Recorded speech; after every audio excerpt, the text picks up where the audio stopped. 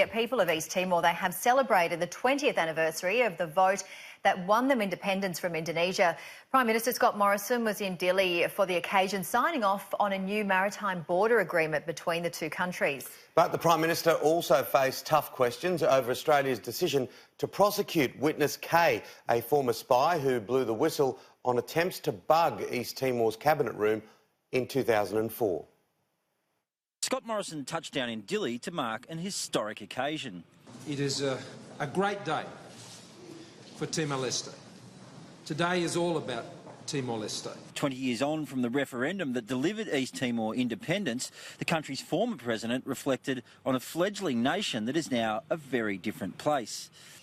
The past was full of horrors, but full also of hopes, of dreams, of utopia, sometimes too romantic. But in the end, justice, freedom triumph at extraordinary cost. Mr Morrison exchanged gifts with East Timor's leader, including freedom fighter Xanana Gusmao. There are plenty of these in our parliament. But there are still a few crocs in the water between Australia and its northern neighbour. Many in Timor are furious at Australia's decision to prosecute witness K and his lawyer Bernard Collaery. They're accused of blowing the whistle on an Australian operation to bug East Timor's cabinet room during negotiations over the maritime boundary with Australia in 2004. We should be proud of Bernard Collaery and we should be proud of witness K because he wanted to tell the truth. Shirley Shackleton, whose husband Greg was one of the 5 Australian journalists killed at Ballabo in 1975, presented Foreign Minister Maurice Payne with a petition signed by 4,000 people calling on Australia to drop the prosecution. But the Prime Minister wouldn't be drawn on the matter. Well, that's a domestic matter in Australia that's currently before the courts, so it's not a matter I intend to offer comment on. Witness K's revelations saw Timor push for a new deal over the maritime boundary.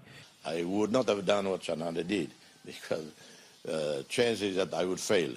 Failing would be worse. And he won.